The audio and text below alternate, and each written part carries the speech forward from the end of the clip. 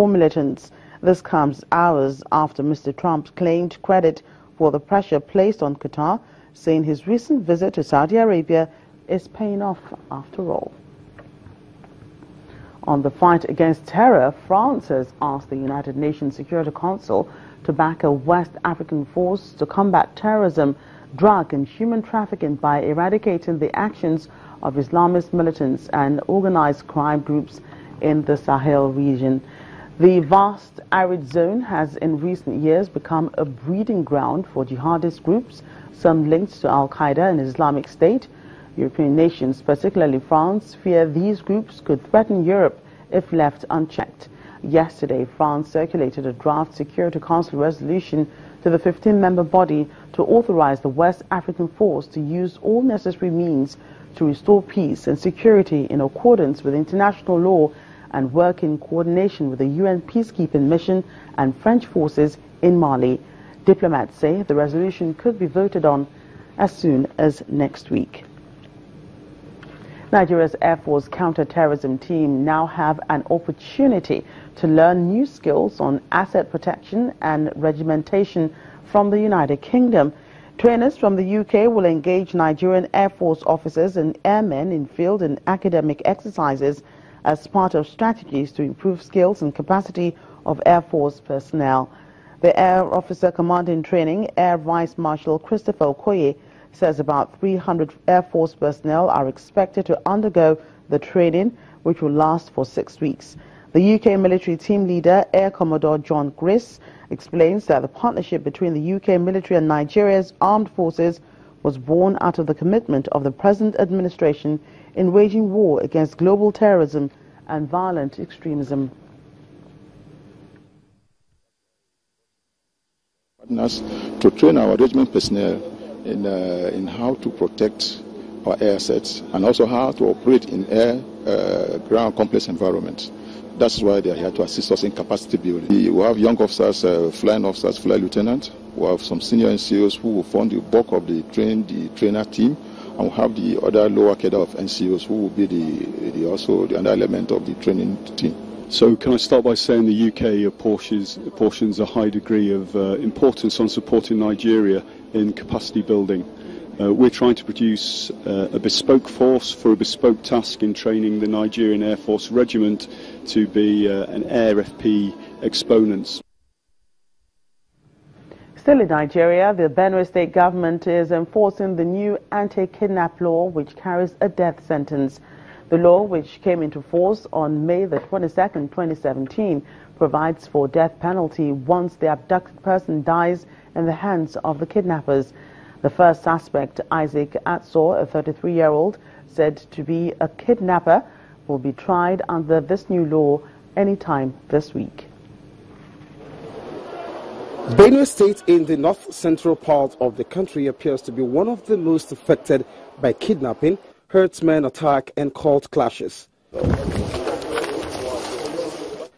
And to curb this growing trend, Governor Samuel Otom on May 22nd signed the death penalty law for kidnappers.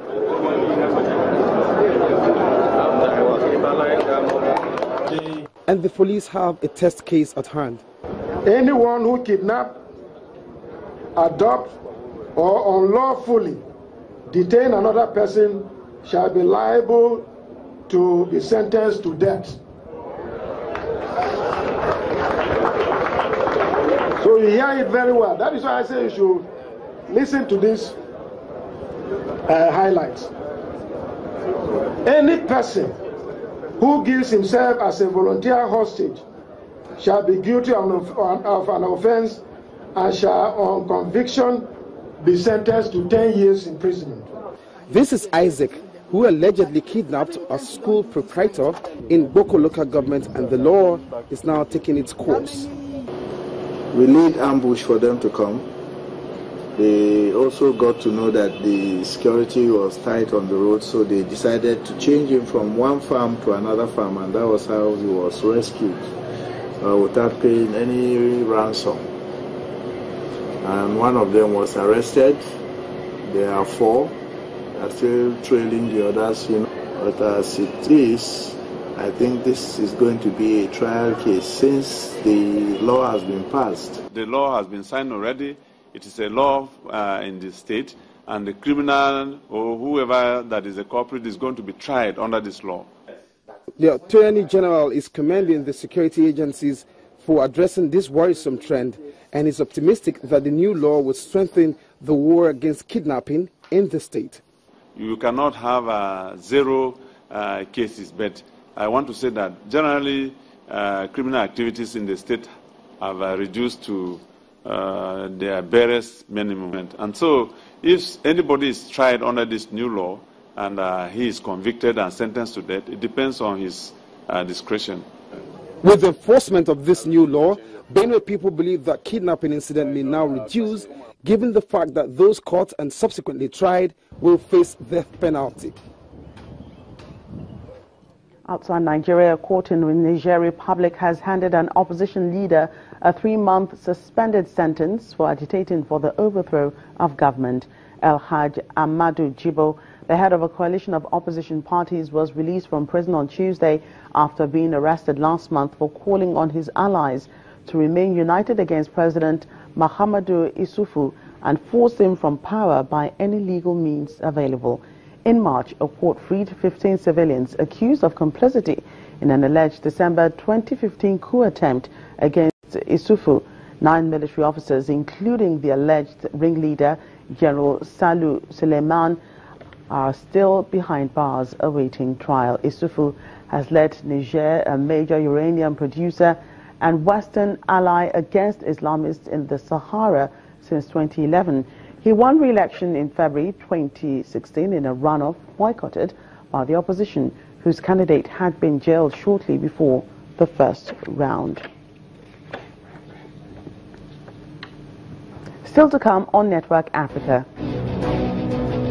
A collection of rare photographs at the American University in Cairo opens a window into Egypt's past. That's in a moment. Please stay with us.